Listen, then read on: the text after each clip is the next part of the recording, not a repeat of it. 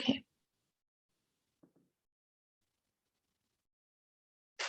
Okay. Hello, everyone, and welcome.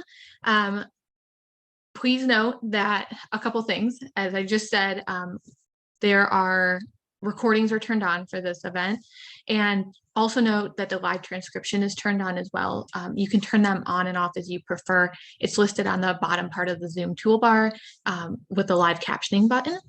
I want to first read a land and labor acknowledgement specific to Illinois State University. And since this is an open event, please feel free to explore this for the areas you may be visiting us virtually from tonight. So for our land acknowledgement, we would like to express gratitude for the opportunity to gather on the traditional lands of the Illini, Peoria, and the Mi'kmaq, later due to colonial encroachment and displacement to the Fox, Potawatomi, Sauk, Shawnee, Winnebago, Iowa, Muscotan, Piankashaw, and Kickapoo nations. We also wish to express honor to those Indigenous peoples who may have been excluded in this acknowledgement due to erasure and historical inaccuracy. The land that Illinois State University was built on is the traditional birthright of many Native nations. Centuries of dispossession and displacement persist, and we wish to acknowledge and pay respect to the land back movement for sovereignty being led by many Indigenous peoples today. And the labor acknowledgement, we must acknowledge that this country would not exist if it were not for the free and enslaved labor of Black people due to violence and white supremacy. We wish to pay respect to the Black Lives Matter movement and recognition of the ongoing violence against Black people in the United States today. We must work to honor the legacy of the African diaspora and Black life knowledge and skills. Thank you, everyone, for your attention to these acknowledgements. We read them before every speaker series event, and one of the most important things about those acknowledgements is to recognize that they're only that, an acknowledgement, and we must work and commit ourselves to educating ourselves, learning and unlearning harmful power dynamics, that systems of power, and therefore we perpetuate often unknowingly. And so, yeah, I just want to thank you all for your attention to those important acknowledgements that we read.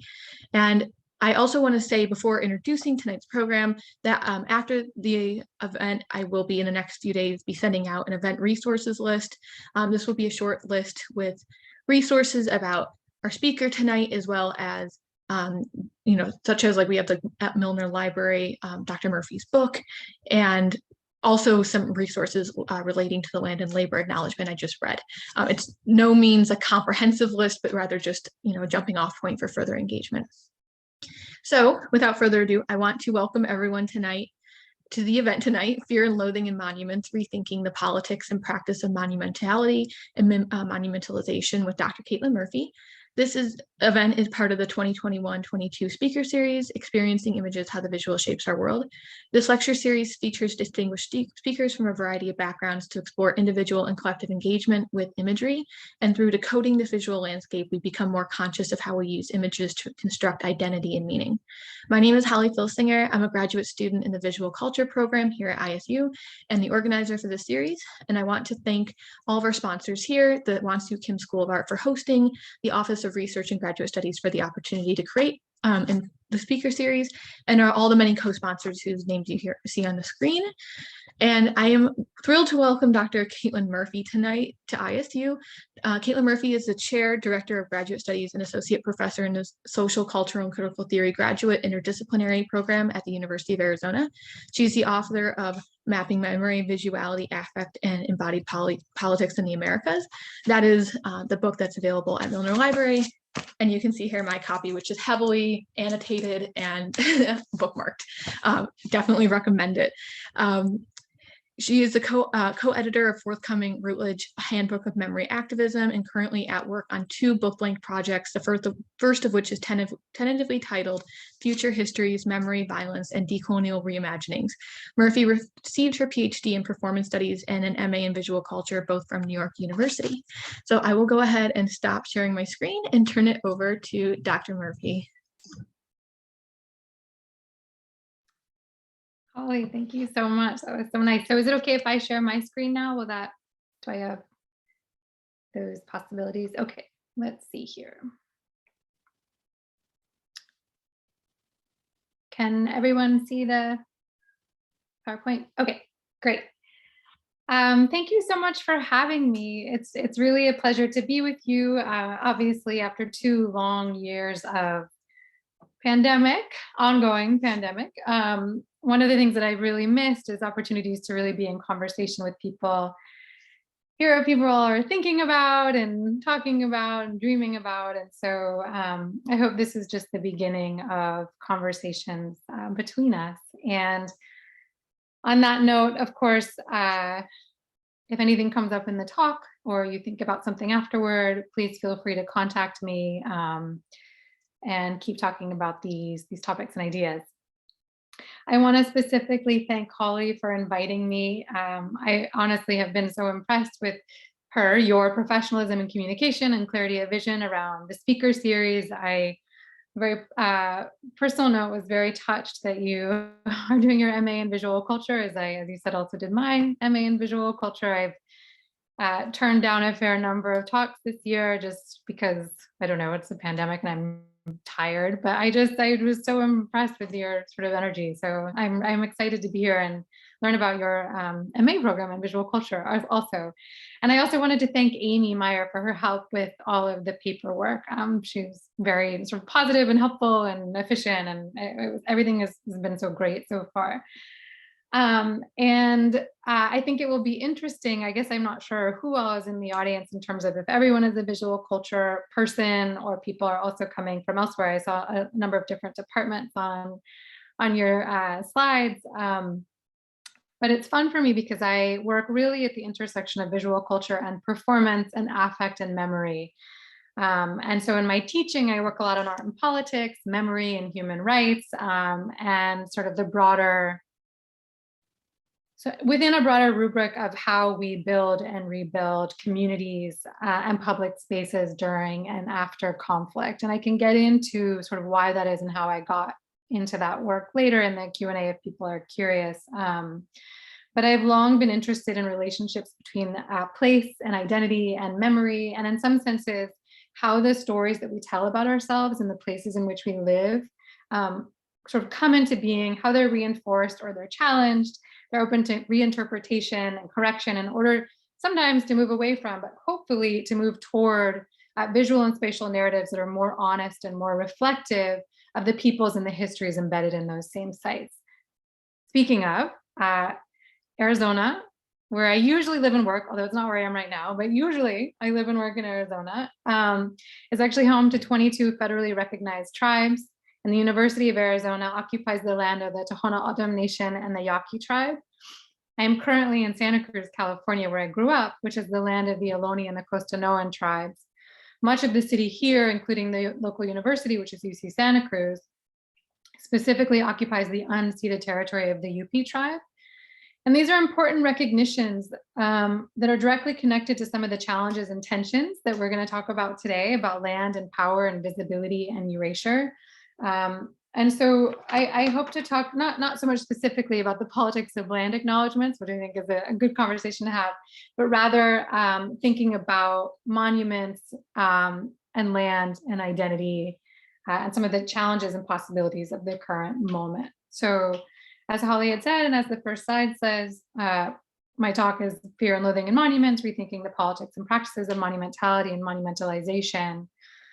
And maybe I'll just move us forward one slide just so you can look at something else. In recent years, monuments and the function and import of monumentality and practices of monumentalization have increasingly come under scrutiny in the United States and Europe and far beyond. Actually, statues, almost always of historical white male figures made famous or infamous, depending on one's perspective, for their role in a country's past, been painted over, chipped away at, dragged down from their pedestals, hung, and dropped into the nearest river.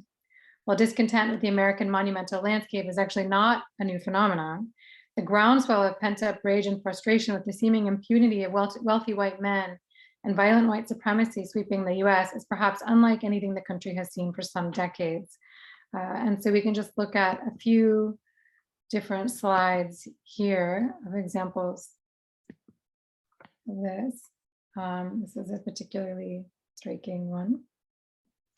Recent years have been defined by the Black Lives Matter movement in response to the police brutality and systemic racism inflicted on Black communities and multiple high-profile police murders of Black civilians. The Me Too movement against sexual assault and sexual harassment accused rapist Brett Kavanaugh's Supreme Court nominee, subsequent confirmation, and the incessant cruelty of Donald Trump's single-term presidency, including the denial and deportation of asylum seekers, forcible separation of immigrant children from their families, and the literal engagement of children. The 2020-2022 COVID-19 pandemic, which is ongoing as we speak, the violent pro-Trump insurrection on the Capitol on January 6, 2021, the ongoing racial violence have led many to argue that the United States is fighting two pandemics simultaneously, coronavirus and deeply entrenched systemic racism. Given these ongoing sociopolitical crises, it is unsurprising that fierce protest has also surrounded those monuments seen by protesters to celebrate heteropatriarchal white supremacy. This, in turn, has led to impassioned debates about what to do with many of the monuments dotting our shared cultural landscapes. Should historical statues to racist figures and past be left as they are, or removed and destroyed? Should they be rehomed in statue parks intended as final resting places for disgraced statues? Or should they be left, but with additional monuments and signage added to their surroundings to provide further context? At the root of these debates is a fundamental inquiry, not just about what monuments are, but more importantly, what monuments are intended to do for and within a body politic. So in my talk today, I'll touch briefly on some of the scholarship and debates on monuments in order to then think more broadly about sort of the concept and function of monuments, and the argument that I eventually want to make, which is that monuments above all function as speech acts. And although they rarely speak for an entire body politic, monuments can play a critical role in shaping historical narratives and cultural reckoning with racist, brutally violent pasts and their lived afterlives. Moreover, and I'll define speech acts later. Sorry, it's right here, but I'm going to come back to it because I know you're not studying performance studies. Moreover, while in many respects backward-facing, monuments are also profoundly future-facing in the values and narratives they symbolize and articulate, and the kinds of spaces and community practices they have the potential to cultivate. I will show a number of images of different monuments, but I'll focus primarily on two monument projects. One is Shotinema. It's a US-based Bosnian refugee artist Aida Sehovic's transnational nomadic monument to the Srebrenica genocide. And I'll talk about Landmark, which is Ada Pinkston's embodied replacement and reimagining of spaces where Confederate monuments used to stand in the mid-Atlantic region of the US, and it's primarily Baltimore, although not exclusively.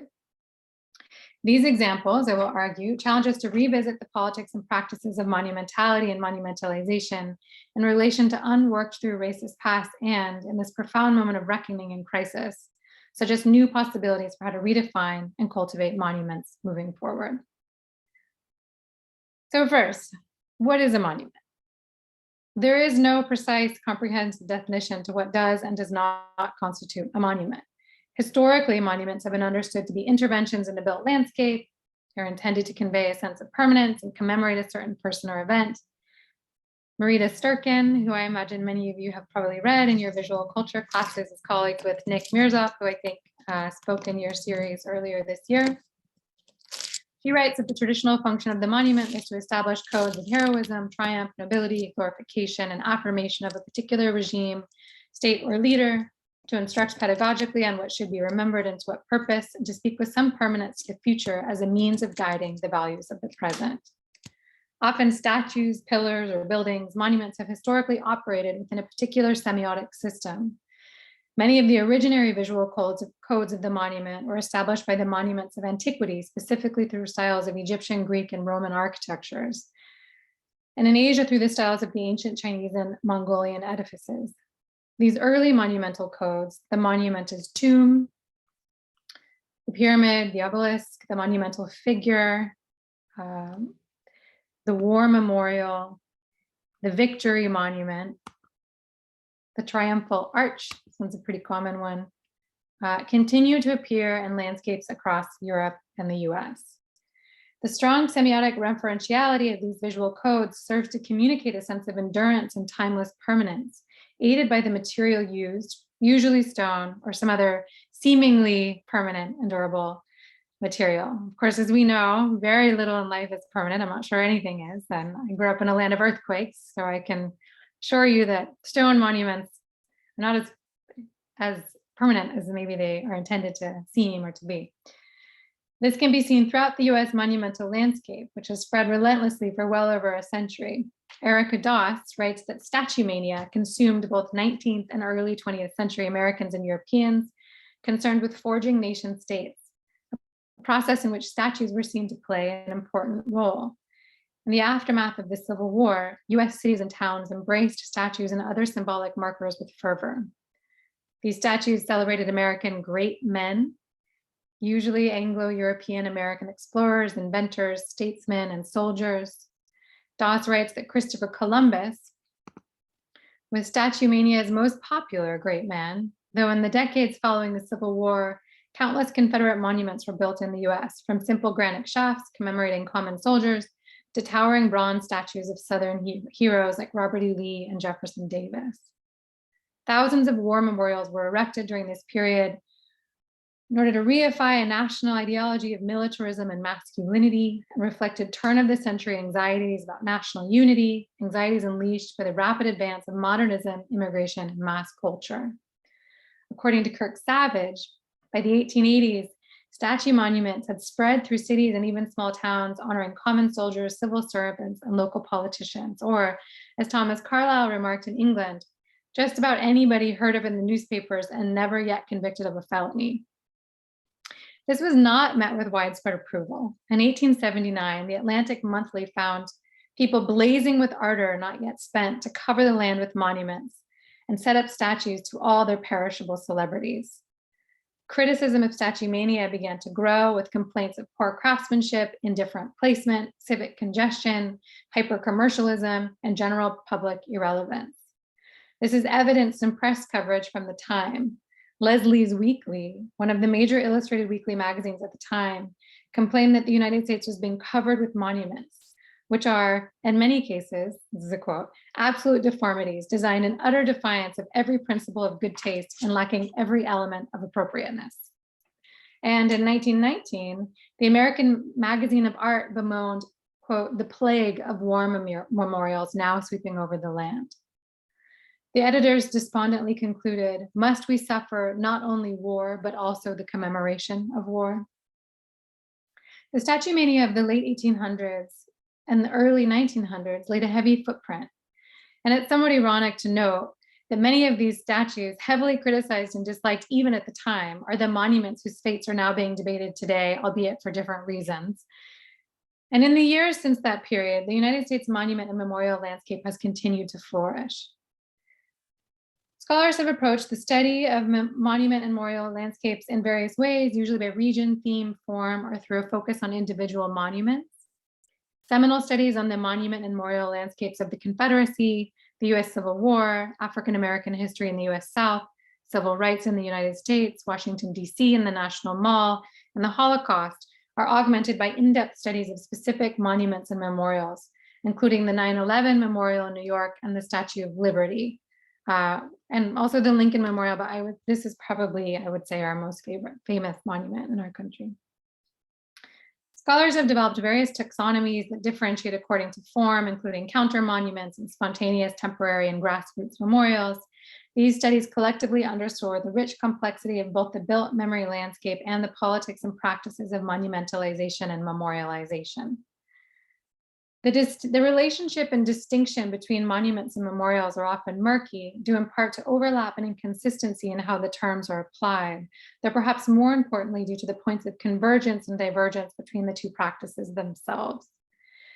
For the sake of time and frankly, maintaining your interest in this talk, I'm not going to parse out all of the different contradicting ways that scholars have attempted to delineate between the two, but rather just say that ultimately, when considering distinctions between monument and memorial, attention to form is certainly instructive, but function and intent arguably matter much more.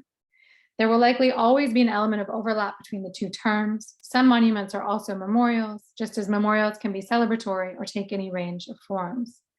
As such, there doesn't seem to be much value in attempting to firmly establish fixed borders between the two terms, but it is of critical importance to recognize that what monuments are visually codified to do, which is significantly different in many cases from memorials.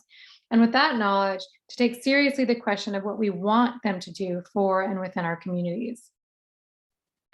Monuments effectively function as speech acts. They are public proclamations of certain narratives that are intended to simultaneously reify that narrative and lay claim to the space in which the monument has been placed. The Speech Act was coined by philosopher and linguist J.L. Austin, who, over a series of lectures at Harvard in 1962, that later became the influential text, How to Do Things with Words. And if any of you study performance studies, you will have read or you will read this text as one of the most important things that I think is read in performance studies, even to this day, actually. Anyway, so Austin, in this text, he argued that certain kinds of speech are like performances, what he called speech acts. Austin breaks down in detail how speech acts work and the conditions for success or failure, arguing that successful speech acts don't simply convey information, they actually do something, ushering in or creating a new state of affairs.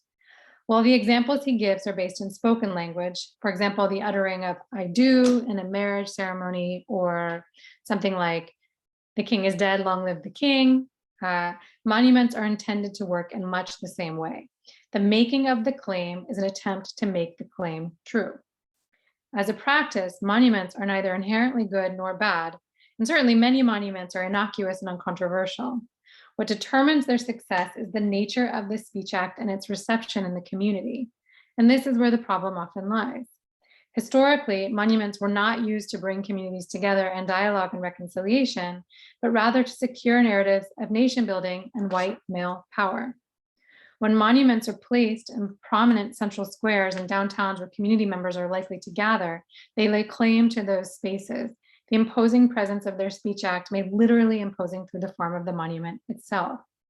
If the speech act or narrative the monument is meant to convey is one that is widely accepted in and by a community, the monument is less likely to cause controversy, or the controversies that do arise are more likely to focus on other issues such as aesthetics or cost, placement.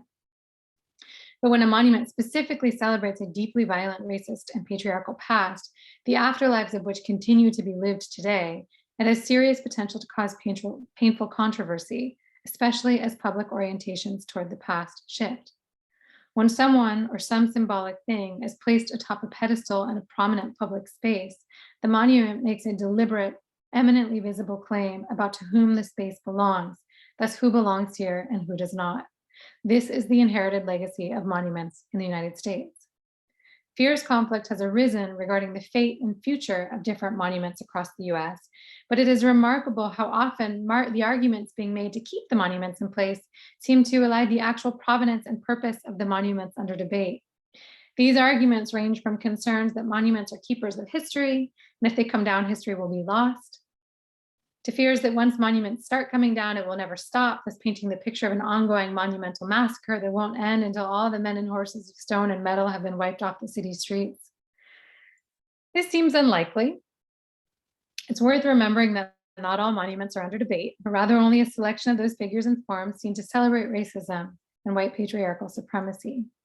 The risk is not and has never been lost histories. History is not preserved in stone, and no one learns history from a statue alone. If anything, discussions about whether to remove a historical statue and what could potentially go in its place stand to be more of an educational experience for a community than a monument is ever likely to be on its own. Furthermore, the specific undercurrent of fear embedded in this argument that a certain we will lose our history is a reminder of the dangers of privileging monuments as pedagogy. Beware the single story under which the silences of thousands lay buried. Monuments often valorize single persons and events from the past, but historical events and social change are shaped by movements formed of hundreds and thousands of people, the majority of whom will never be known or monumentalized. Monuments detach people from their larger context, a reality made all the more dangerous by the actual history of monumentalization in this country. Because many of our historical monuments were not the result of representative community-based decision-making, but rather represent wishful reframing, as is the case with so many Civil War monuments, and a white wealthy elite's desire to immortalize themselves, the argument that these monuments must be preserved for history's sake simply do not hold up, unless the argument is explicitly in favor of honoring white supremacist re-envisioning and ways of being at the expense of the incredibly erasure of and violence against Black communities. As Caroline Randall Williams has powerfully argued, and it's a quote from 2020, "You cannot dismiss me as someone who doesn't understand. You cannot say it wasn't my family members who fought and died. My Blackness does not put me on the other side of anything. It puts me squarely at the heart of the debate. I don't just come from the South. I come from Confederates. I've got rebel gray, blue blood coursing my veins. My great-grandfather Will was raised with the knowledge that Edmund Pettus was his father. Pettus, the storied Confederate general and the Grand Dragon of the Ku Klux Klan, the man for whom Selma's Bloody Sunday Bridge is named. So I am not an outsider who makes these demands. I am a great-great-granddaughter. She continues further in her essay. The dream version of the Old South never existed. Any manufactured monument to that time and that place tells a half a truth at best. The ideas and ideals it purports to honor are not real. To those who have embraced these delusions, now is the time to re-examine your position.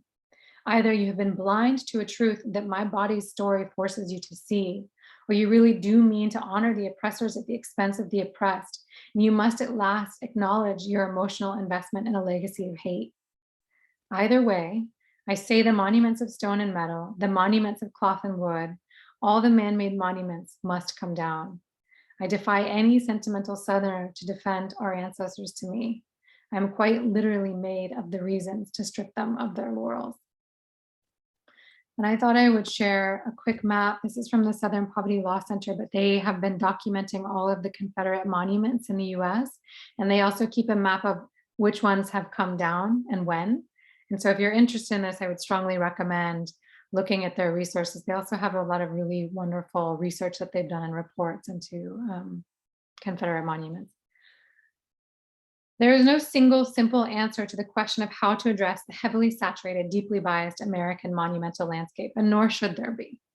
Many monuments will likely be left as they are, while others will be removed, relocated, or have additional contextualizing monuments and plaques added to their surrounds. The latter solution runs the risk of adding what is already considered an excess of monuments. One imagines a built landscape that begins to resemble a dark fairy tale, walking through crowds of humans turned to stone. But ultimately, each controversial monument should be addressed on a case-by-case basis through an inclusive, community-driven process grounded in principles of citizenship participation and restorative justice.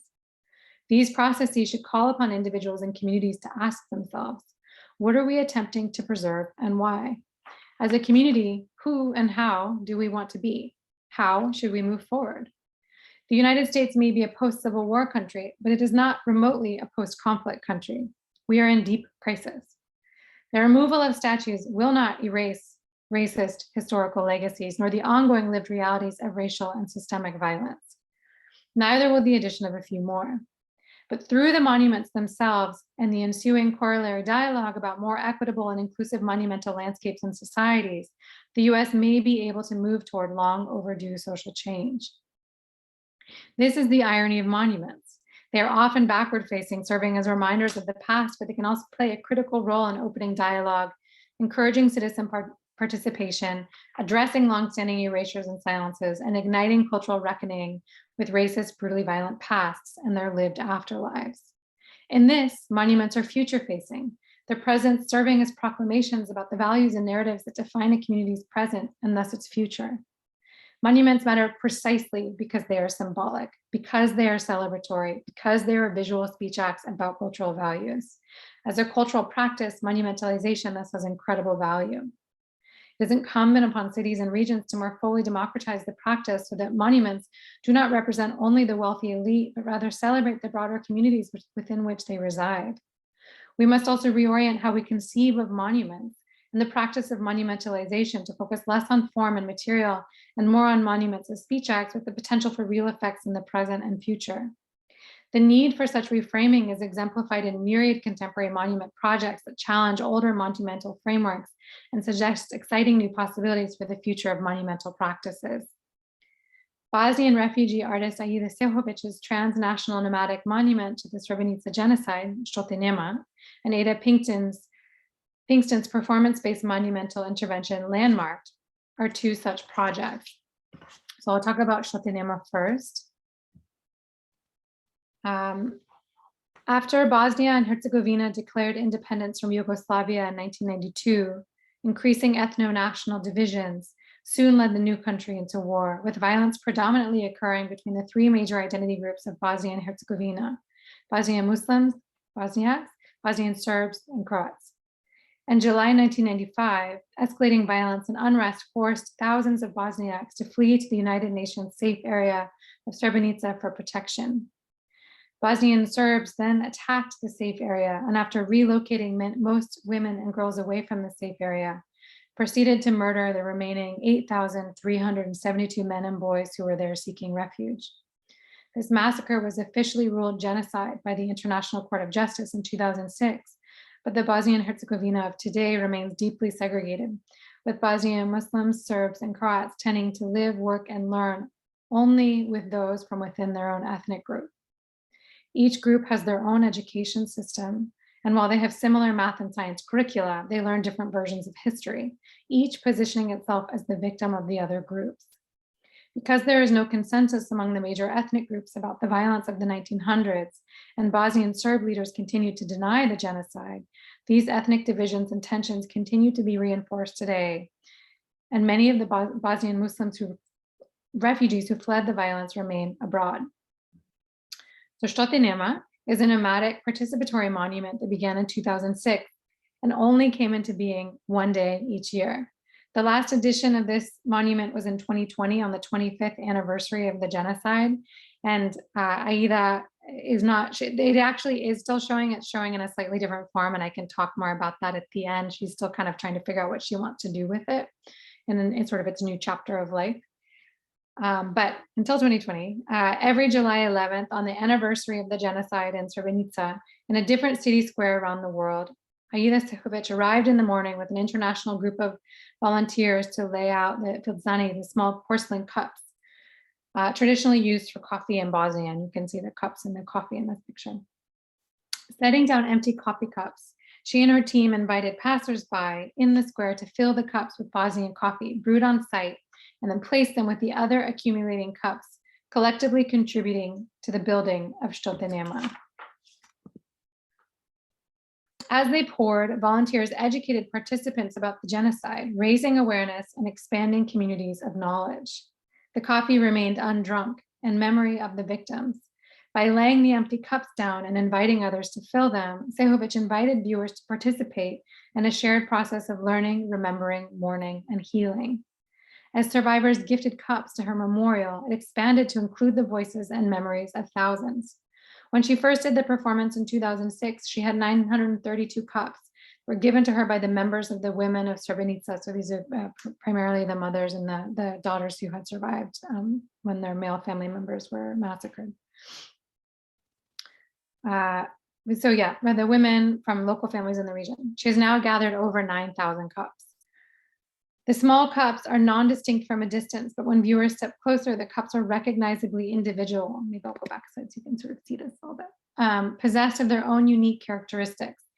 A splash of delicate blush-colored flowers, fine vertical lines, trimmed in gold, polka dots, vibrant blue with an etched white design.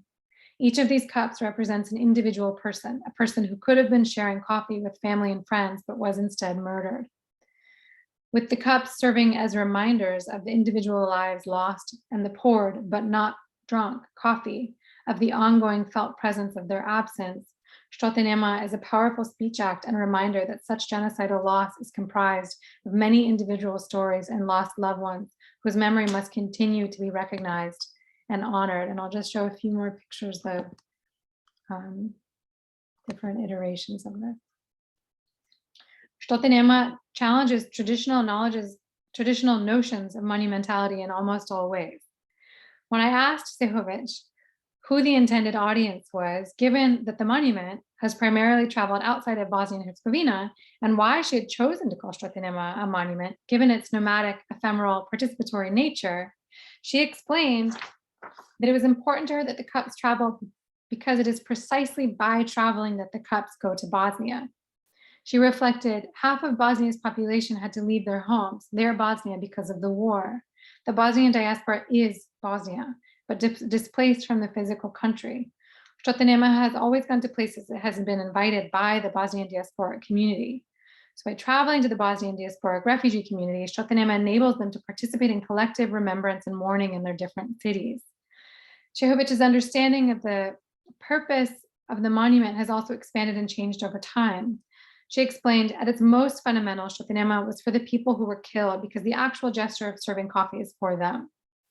But it is also for the women and families from Srebrenica who survived, and for the Bosnians and Herzegovinians and people who live in the Balkans who were affected by the war. And when we were talking, she paused and she said, it seems so broad when you say that Shotinema is for everybody, but in a way it is for everybody, because remembering a genocide should not just be a Bosnian issue. We should all remember it as humans.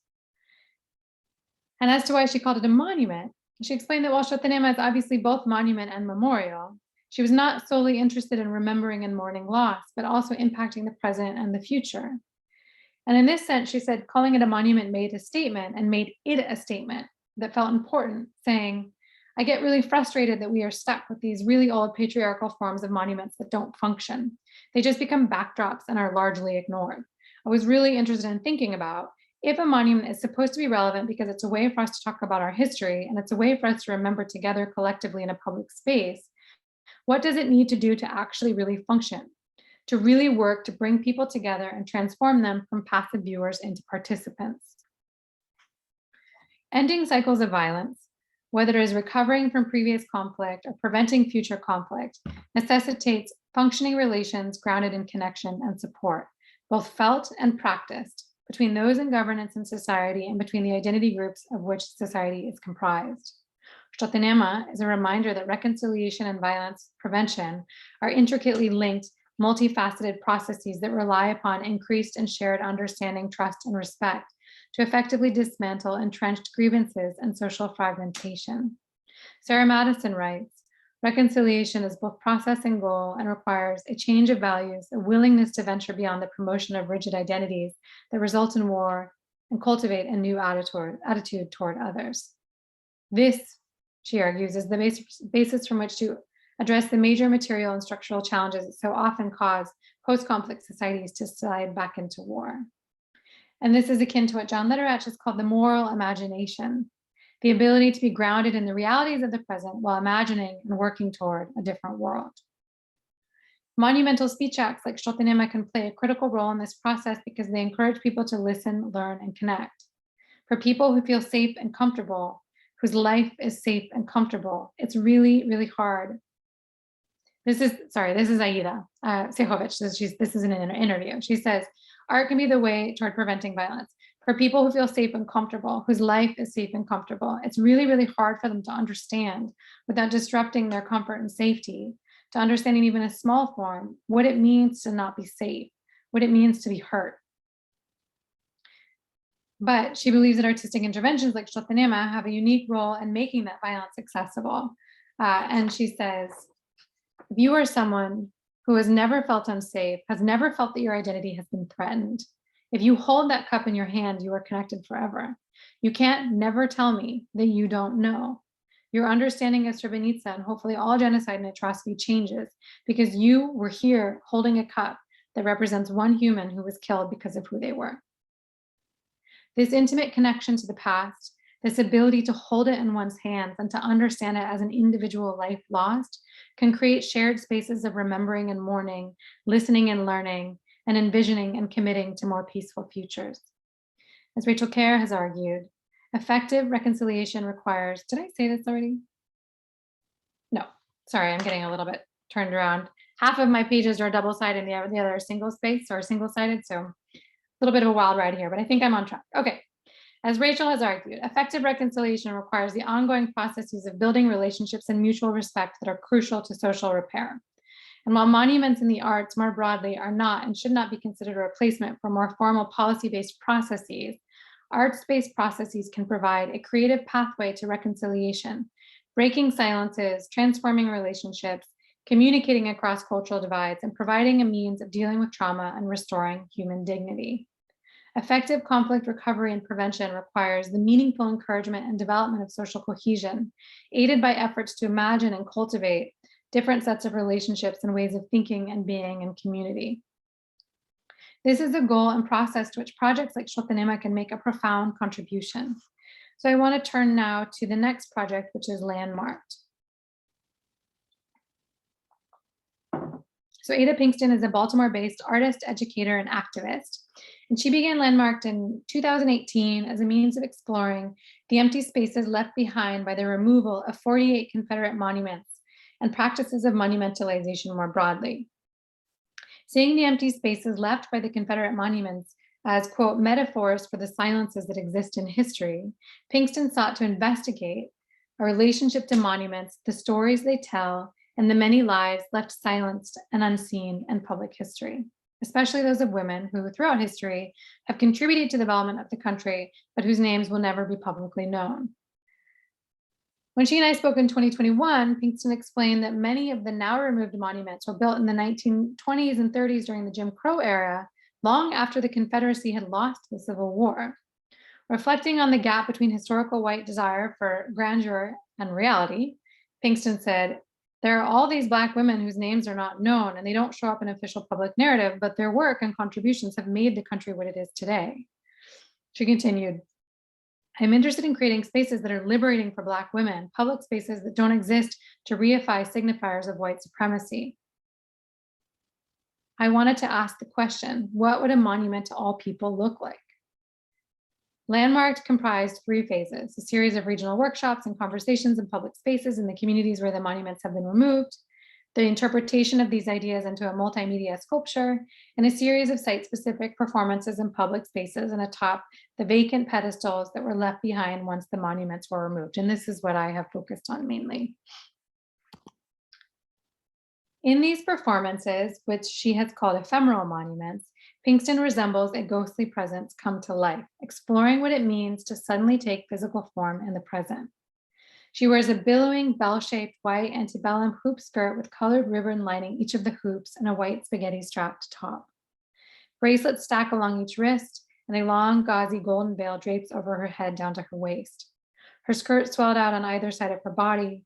Pinkston moves slowly across the pedestal, pausing, then moving again, like a statue come to life. She shifts from one statuesque position to another. Her arms slowly raise and lower. She stares down toward the viewer and up toward the sky. Across the platform, Pinkston moves from shape to shape, turns in a slow circle, shifts, removes, and replaces her veil. She pauses and then begins again. Her ghost-like presence atop the pedestal is a jarring reminder of the exceptionally narrow range of historical figures likely to be in monumental form, and how unlikely they are to be Black women. As a monumental speech act, her moving form reminds us of all we do not know, of all the stories and individuals lost, their lives now wrapped up in the embrace of her moving body, forming part of a collective, a legacy of centuries of women once silenced, now taking their place on these pedestals upon which their abusers once stood. The images made through Pinkston's body are striking and powerful. There is no mistaking that she is directly referencing monuments, women, and the past, directly invoking those women lost to history and offering them form through hers. Pinkston uses semiotic codes but subverts them, enabling audiences to clearly recognize what she's doing, but also just how different it is. Her slow, embodied, ritualistic movement magnifies the power and vibrancy of her presence, contesting the flat stillness of so many of the stone men. The ghostly presence that Landmark evokes seems to weave in and out of time, reminding us that history is always present, just waiting to be seen. In Ghostly Matters, Avery Gordon writes, "If haunting describes how that which appears to be not there is often a seething presence, acting on and often meddling with taken for granted realities, the ghost is just the sign, or the empirical evidence, if you like, that tells you a haunting is taking place. The ghost is not simply a dead or a missing person, but a social figure, and investigating it can lead to that dense site where history and subjectivity make social life. The ghost or the apparition is one form by which something lost or barely visible, or seemingly not there to our supposedly well-trained eyes, makes itself known and apparent to us in its own way, of course. The way of the ghost is haunting, and haunting is a very particular way of knowing what has happened or is happening. Being haunted draws us affectively, sometimes against our will, and always a bit magically, into the structure feeling of a reality we come to experience, not as cold knowledge, but as transformative recognition. This sense of transformative recognition is accomplished in Landmark through performance-based monumentalization. The felt recognition of the visual distance of a living Black female body in a place usually occupied by a white male made of stone or metal is a fierce reminder of what has been overlooked and largely erased from mainstream historical narratives. In this, the ephemeral monuments, brought to life through Pinkston's form, are profoundly empowering speech acts. Across the pedestal, atop the pedestal, skirts flaring, arms raised, these monumental forms seem to claim the future as their own. The women embodied in the performance the corporeal form to Williams' powerful argument that the man-made monuments of stone and metal must come down. Williams wrote that she was made of the reasons to strip them of their laurels. In Pinkston's piece, laurels have been stripped, women have climbed up to take their rightful place, and they raise their hands in triumph. Like Shotinema, Landmark challenges conventional notions of monuments and monumentality, and this is akin to James Young's notion of counter monuments, which I didn't talk about today, but we can talk about at another time. But in Landmark, the reference to older monumental forms is obviously much more explicit, as she assumes both the literal place of the monuments and incorporates their form into her movement. In this, Pinkston plays with the same visual codes, using similar corporeal forms and shapes, but subverts them into something dynamic and new. By highlighting the erasure of Black female voices from the built monument landscape, Landmark offers powerful rumination on the deep violence done to Black bodies, and specifically Black female bodies in the United States, that started during the time of the transatlantic slave trade, but whose lived afterlives continue to shape contemporary life in the US. The embodied rituals atop the monument pedestals are corrective, recentering the narrative on Black women, thus challenging viewers to reflect on the silences and erasures in our monumental landscape. Landmark's ephemerality gives it power, akin to the nomadic nature of Shotinema. But whereas Sehovich's monuments travel to different city squares, the actual square not as important as the people who now make their home in its surroundings, Landmark is anchored by the pedestal remains of Confederate monuments. Neither monument is interested in glorifying the individual. To the contrary, Shotinema is grounded in the collective, and though Pinkston is alone on the pedestal, she takes on no character. Deliberately unknown, she embodies thousands of women, offering both a powerful corrective to the deeply skewed historical narratives promulgated through the monumental landscape and pointed suggestion for more honest and innovative monumentalization moving forward. Both honor the dead, both address the lived afterlives of past violence, and through this work, both, albeit in different ways, work to foment the condition for an end to ongoing cycles of violence. These monuments are fleeting. The spaces will be empty once they're gone. There's no permanent claim to land, no power struggle, just a whisper and a song of endurance, of power and movement, of ghosts whose blood soaked the earth, honored and remembered through embodied ritual. Yet both Shotinema and Landmark encourage audiences to reflect and ask ourselves, what do we need from our monumental landscape? What imaginings? What other ways of being together in community and place? How can we honor the richness of our history? How can our monuments tell the truth? Our monument landscapes do not need more tokenized representation, more false and single hero narratives, or more posthumous reenactments of historical violence through representation without reparation. The urgent yet longstanding crisis of violent racism and white supremacy, now exacerbated by the COVID-19 pandemic, will not magically dissipate on its own. Powerful change is needed on all fronts, including in our memory landscapes. And in different ways, this change is happening across the country. Such efforts are being taken up by Monument Lab, a public art and history studio that's been founded in 2012 by Paul Farber and Ken Loom and based in Philly. And they're working to rebuild regional and national conversations around past, present, and future monuments. And they have a bunch of different programming they do. We just got a ton of money from the Mellon Foundation. That's really exciting. They have I think something called the Monument Project, and they conducted a definitive audit of the nation's monuments. And then they have 10 new field offices that they've built across the country that they're going to do sub-grants to do projects. And this project is going to be years in the making. It's only just begun, but it stands to carve out a new chapter in the monument landscape in the United States. And this is happening alongside the works of other artists who have been exploring already how to subvert and innovate through monuments and their corresponding visual codes.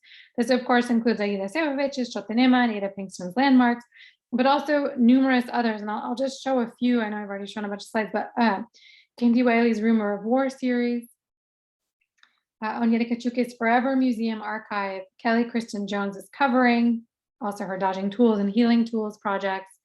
Wangechi Mutu's The New Ones Will Free Us series. This is a very cool one if you haven't seen it. And Karen Olivier's The Battle is Joined, to name just a few. These monuments and monuments-based interventions reckon with the violent values embedded in many historical monuments and monumental tropes, but they also underscore the dynamic future of monumentality and monumentalization. In and of itself, the practice of monumentalization is neither dead nor the problem. It is rather that our understandings and expectations of what monuments are and do requires radical update. In the end, the US monumental landscape is a work in progress, as it has always been. The fierce debates about monuments are entirely in keeping with historical practice, if of a different tenor than in the past. These debates are important. They are the sign that people are fighting for what they believe in, for the right to feel safe in and belong to and in shared communities and spaces. Such conversations are how democracy is cultivated and maintained.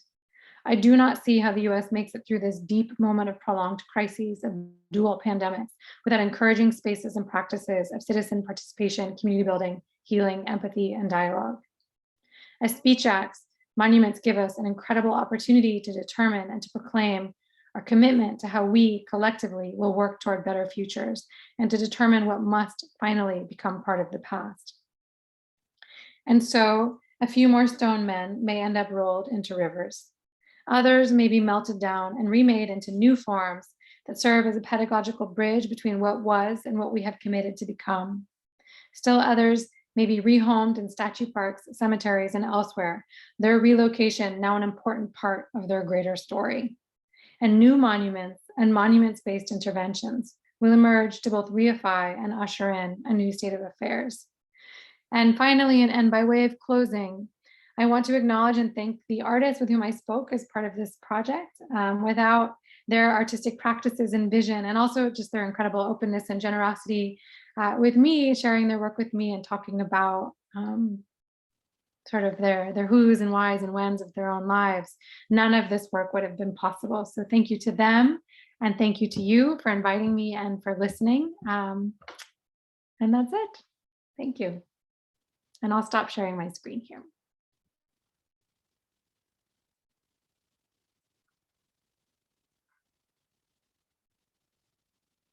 Lovely. Thank you so very much. We do have some time for a Q&A portion, or if anyone wants to just add comments, feel free to put them in the chat, or if you want to go ahead and unmute, feel free. Take a second. Anyone has initial thoughts?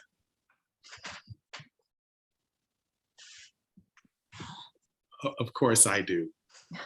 So Dr. Murphy, thank you. This was a brilliant talk, actually. I have a question for you, though, and I love this notion of thinking about updating the monument landscape. But as I listen and I look at the examples you provided in the latter half of your presentation this evening, I couldn't help but think about how we're starting to. And now I'm trying to be careful with if I want to say memorialize or monumentalize when we have the killings of Black folk by the police, right? And we see these, I want you to think about what we call those, a monument or memorial to that person, right? So for instance, if we think about Mike Brown, right, and after he was murdered by the police, and the flowers and the teddy bears and all those things that were brought out to that area, but then how they were destroyed, right, by some people, but then how they built them up again, right? We can think about the same thing with George Floyd and these kind of monuments. And although those aren't moving monuments, right, I wonder how might we talk about those? And I love that you're using the term speech act, right? And I know, so you're from performance studies, right? And where I worked my PhD, we did performance rhetoric and media and film, right? So I don't know if you know Phaedra Pizzulo by any chance, but I don't know, I might.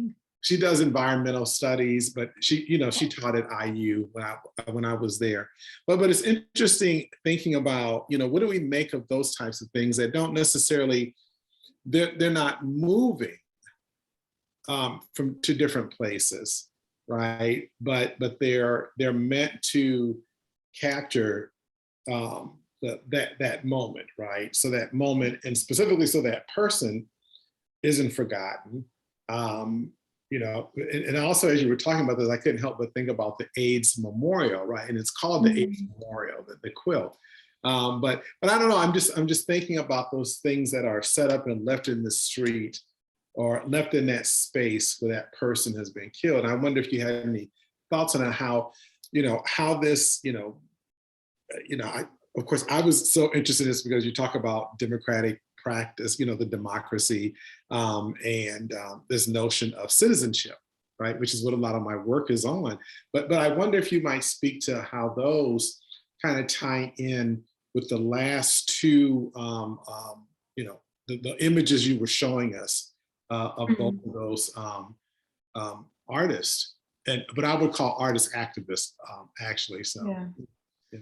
Yeah, it's a good question and it's a hard question. And so I guess maybe I'll take it from a couple of different angles and then sort of see where we land in the middle of it. So and I guess I don't know how old everybody in this Zoom room is, but for those of us who were around and remember 9/11, this was a really important question after 9/11. And this is something that Marita Sturken has written about. I think it was her most recent book where she writes about 9/11, and she talks a lot about what to do with all the photos and you know, and the signs and the flowers and the teddy bears and things like this. And so in terms of thinking about this question, I think that's a good reference point for us, some of the research that she does there about what to do with these sort of objects of cultural memorabilia.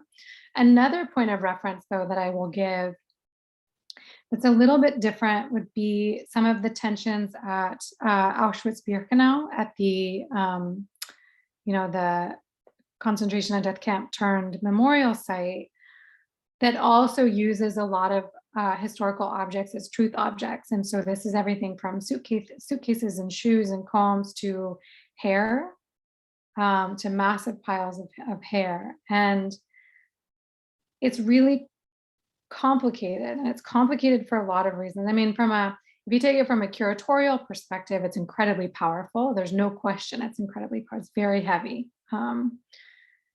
But part of the argument that is embedded in that choice is almost contradictory, in that one of the explicitly stated arguments is that they include the hair so that people will not be able to deny that it actually happened, which in some ways could be seen to give credibility to the argument that is essentially a Holocaust denial argument, right? In other words, that you need to provide physical proof, because if you don't provide physical proof, then otherwise people can say it didn't happen, which can be seen to be really disrespectful and incredibly cruel to the people who lost their lives, and to the people, and frankly, the survivors and their descendants.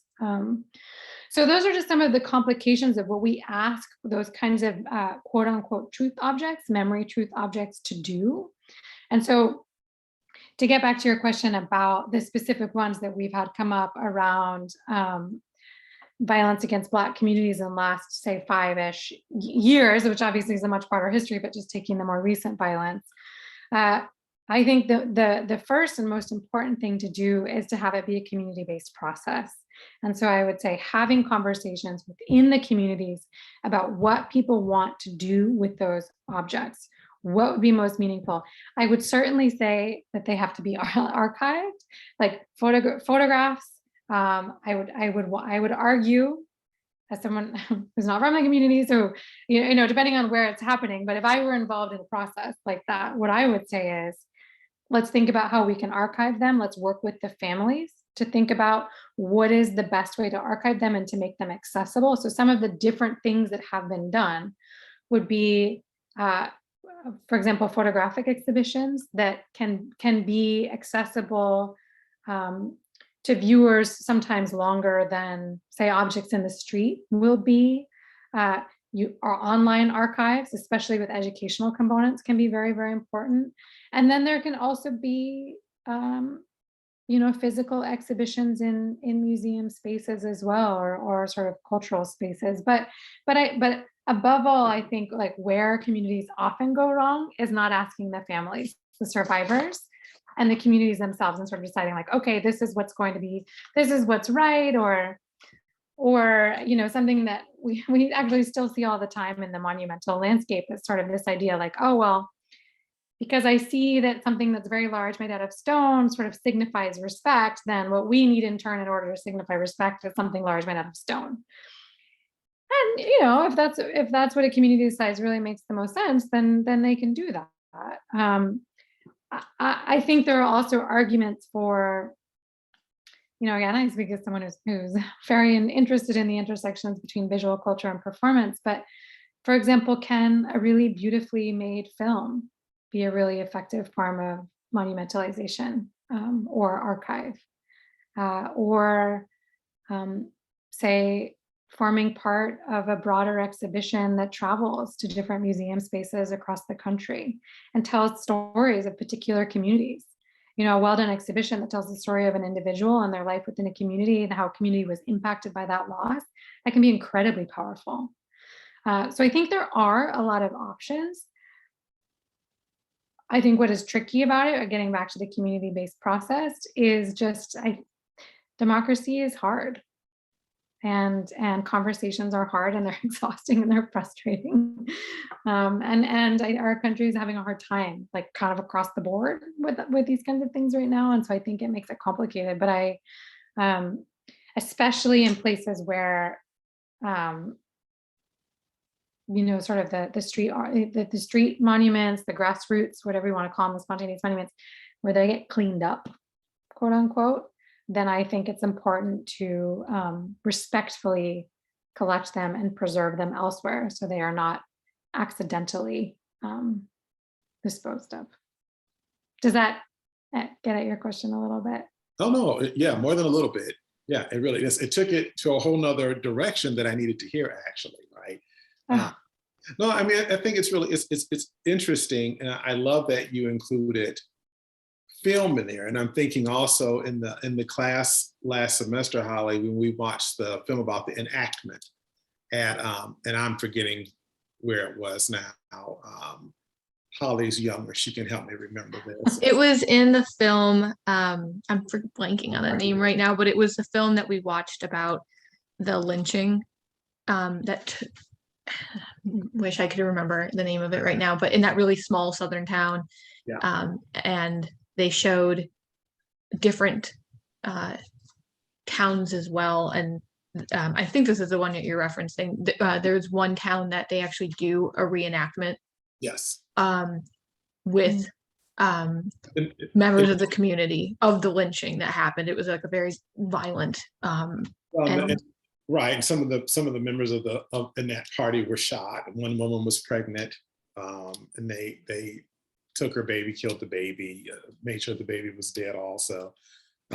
So those types of things, right? That become, I don't know why we can't remember the name of the place. I feel really bad, but right. And thinking about those enactments also as a way, because, I guess when you talked about Pinkton, and I'm sorry, someone else might have a question. Let me be respectful here too. So I'll stop there in case anyone else has a question and let them go. Well, I kind of had a lot of thoughts. I wrote a lot. I'm trying to like make a sense of my notes and to ask like a eloquent put together question. So bear with me. But I thought it was really interesting because a lot of the things that we talked about in that class, to reference it again, is the resignification of space, of landscape, of the body. And so I think it's really the two examples that you showed, I think were really interesting because, and asking too, like, what can these things be, not what necessarily are they? And how do we always think of what these things are, but what can they be and how should they function, as opposed to how are they currently functioning, I think is a very important question. But I was thinking a lot about the way in which we respond and interact with, in almost a very, in the sense of almost like an everyday kind of assumption of with monuments, and the ritualized performance of interacting with monuments and how we are supposed to engage with that. And what I think was really powerful about the examples that you showed was that they really resignified what monuments could be, but also disrupted that normal relationship that we have and the performance and the ritual, because no longer is it we're going and interacting with and kind of moving, just literally moving around a supposedly permanent stone fixture, but rather it is very interactive. It's not permanent. And so I guess one of my questions for you is, in your book, I know you talk about like this idea that materiality and memory are thought of as seemingly opposite, but they're really not. They're really connected in really interesting ways. So what do you think about the relationship between this idea of like permanence and memory? Like how do these, like in moving forward with more, meaningful ideas of monuments and memorializations, is an impermanence to those an equally, if not more powerful thing to do at times, because it kind of represents that fleeting, or almost kind of like what's lost at this point, what we're trying to potentially remember is no longer with us at the same time. So anyway, I'll stop talking. I hope there's a question there that you can parse out, but yeah, I'll just offer some thoughts, and then you can tell me if I got it what you're asking, and if not, to ask again, and we'll try to circle in a little bit. So I think that it's sort of a tricky balance, because on the one hand, what is sort of unequivocally true is that after atrocity, and I'm using atrocity broadly here, so like civil wars, genocides, apartheid, like, community-based violence, the people who are usually most invested in forgetting are the perpetrators. Just full stop. Like, they do not want accountability. They don't want to have to pay. And I mean, pay like, maybe like go to prison, pay for their crimes, but also like reparations. You know what I mean? Like, so any, like, say for example, I've studied, I work a lot on truth commissions as well, less so recently, but in the past I wrote a lot more about sort of truth commissions as performance. And the problem is that a lot of the reparations afterward of like, okay, now we understand that this is what happened, and now in order to help communities rebuild, government is committed to paying for new schools and for doing scholarship funds for individuals, or rebuilding the houses that were, burnt to the ground. Well, governments don't want to pay for that. Or maybe they say they don't have the money. I mean, it's funny how there's always money for some things, but never for others, right? But so I think that's an important thing when we think about the politics of memory, or the politicization of memory, is who benefits from remembering and who benefits from forgetting or moving forward, right?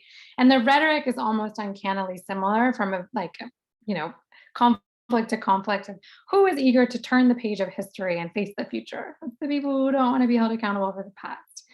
People who usually want to remember and process the past and reconcile with what has happened are the people who still don't know who their loved ones are, or like their house was burnt down and what are they going to do now? Or, like they need a process of reconciliation and reparation in order to be able to move forward, right?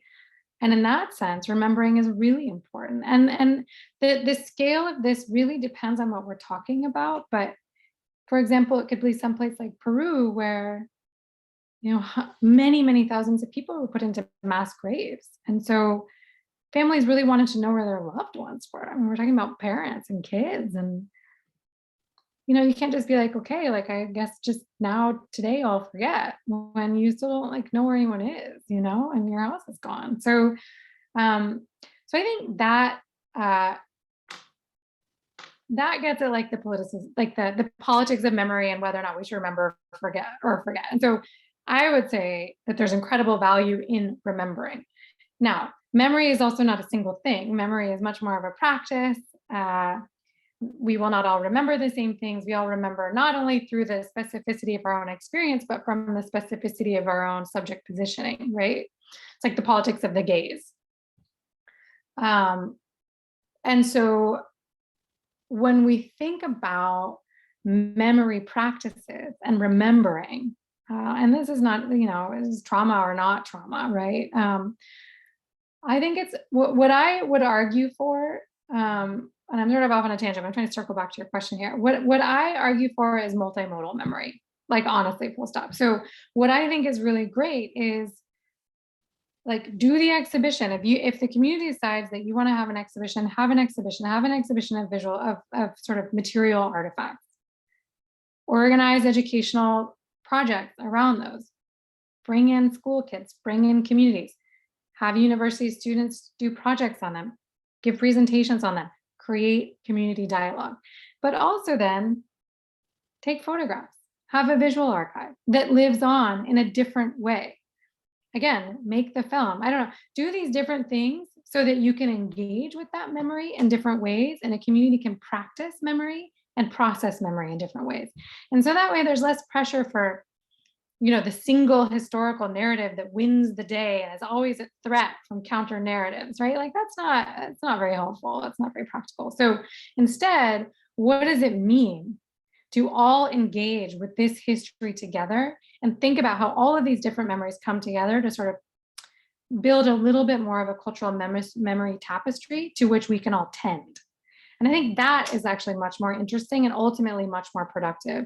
And that also means that narrative will shift a little bit, but that's also why it's really important to have those like documentation layers, like sedimented memory layers as time passes. It's really interesting. I was in South Africa just a week or two ago, and I was doing some work on memory sites there actually. And I went to a bunch of different museums that were built like right after apartheid ended in South Africa. There was an incredible financial investment on behalf of the government to build a bunch of museums. So like museum here, museum there, whatever. But then there was no more money. The government was like, okay, and now it's like been 20 years. And so all these museums that were really exciting 20 years ago and now are pretty dated, and not just dated from the perspective of curatorial practices. But what was so fascinating is talking to curators and saying, our understanding of this past has really shifted. Like we have a more nuanced perspective. Our understanding of the ANC has really shifted. And so it's not wrong to have that moment in history that we remember the narrative that is created at a particular moment in time. But we have to also recognize that narratives are subject to revision as we learn and as we grow and as we move forward. And that can be learning new truths, of course, about someone who seemed a shining beacon of morality, and then we find out later, in fact, they were not. It can also just be that after time passes, there's space for a more nuanced narrative that a lot of times there's not. A lot of times after conflict, when communities are on really shaky ground, we operate with these overly simplistic narratives of like good, bad, right, wrong, that history is not so often like that ultimately, And so I would just, and I know I say this as a researcher, so I don't know if it's always practical elsewhere, but I'm very interested in those sedimented layers of memory and what we were invested in remembering at a time and how that changed through time and what we can learn from that and what that tells us about our current moment and maybe also where we're going. And so I'm not an archivist per se, like that's not, my primary investment, of course, but there's real value in documentation and preservation, I think, of memory narratives. How did I get anywhere to what you were asking, or do you want to try again? Yeah, no, that's fantastic. I love the idea of practicing memory like within a community space. I think it's a very powerful idea. And the way that you talk about like tapestry, it speaks so much to that affective experience. And that's great. Thank you. I think another thing that when you were talking, I was going to, in my first question, I was going to ask you about monument in Africa. And the reason I was going to ask that, because, and you kind of touched on this in the last part of your statement just then, when you talked about this kind of multimodal kind of things, right? And this layering, and one, and you talked about, you know, how we might even do that through shows. Well, I don't know if you've seen this, but on HBO, or I think HBO did it originally, a show called High on the Hog, right? And Oh, yeah. yeah, and it's really interesting because one of the things that I think is really interesting and happens, when we think about this notion of, you know, the monument and the memorialization, and how some of these things might be stuck. Well, I think one of the things that that series, what that docu-series did beautifully, was to start with the brother in Africa, right? And thinking about, and this is taking, you know, using another kind of framing, but thinking about food, right? Because the whole, the docu-series is about, you know, how African-American cuisine really transformed American cuisine and transformed America basically, right? But, you know, looking at, you know, taking this other kind of aspect of Africa, right? You know, and memorializing something different that I think kind of speaks to that kind of updating of this memorialization, right? Because he travels on the actual path, the route that Africans who were kidnapped were walked down, right, Yeah. to be sold, to be transferred over to the United States and to America for slavery. But along that pathway, right, along that way, he learns about the food customs also, right? And it kind of updates this notion of, you know, now we can memorialize, you know, the act in a different way, right? With thinking about these food pathways as a way of thinking about it also. It's just one of those other ways. And, you know, I really, I'm just so taken with this whole notion of the community being involved in this, right? It's not something that I thought about because, again, like I told you, I'm going to New York in July for some more research. And just real quick, I love that Ada Pinkton is called this landmarked, Yeah. because it has such a huge meaning to it, right? You know, when you think about the landmarking, the landmark legislation, right? That made all these homes impossible for people from the islands and Black folk in Brooklyn in Harlem to keep, because now landmarks preservation says it has to have this stuff in it included that most of these people can't afford, right? And so, you know, it's just another way I'm thinking about that. But I think it's really interesting, this whole notion of having the community involved in this. And I think that's what we haven't, for the most part, done. And I love that. And of course, now I'm going to a conference, the American Democracy Project, and we're trying to figure out what we can do in Minnesota. This is what we're going to do. Well, I really appreciate this. Thank you. I've been kind of struggling with, well, what can we do? How can we be involved in this, right? So I think it's a way of we can go into the community and say, you know, how would you like to do this? And because we know, you know, Alan Locke's, you know, there's going to be no charges with the officer. So it's a way to go to that community and say, you know, how do you want to memorialize this, right? So, you know, I'm going to use some real dap on that one. Oh, I'm so pleased. Well, you'll have to tell me how it goes. I'll be so Yeah. curious. That sounds Oh, really well, good. I followed you on Twitter already, so I might be asking Oh, questions.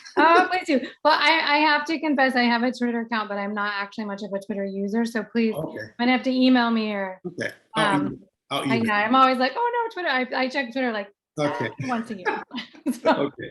Well, yeah. So I'll contact you. You know, I think it's a beautiful you know, way of thinking about this, in a way of, you know, engaging and thinking about citizenship, right? And getting more of us involved in that notion of, you know, because people can feel powerless when yeah, something happens to them, right? And they don't, you know, they don't feel empowered to really, you know, they almost feel helpless because of the way this, the institution works, right?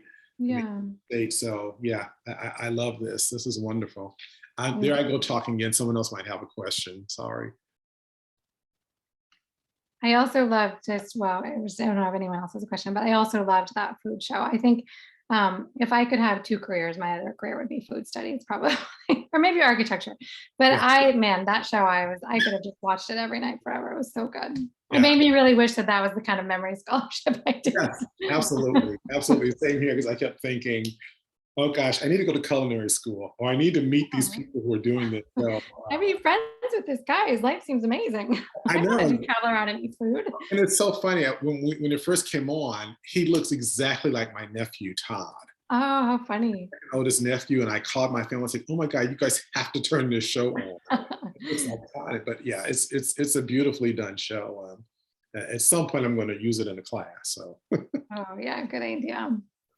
And just to add a comment, I don't know if there's any other questions or comments, please feel free to unmute or add to the chat. I just think it's an interesting idea, again, going back to this idea of the everyday, and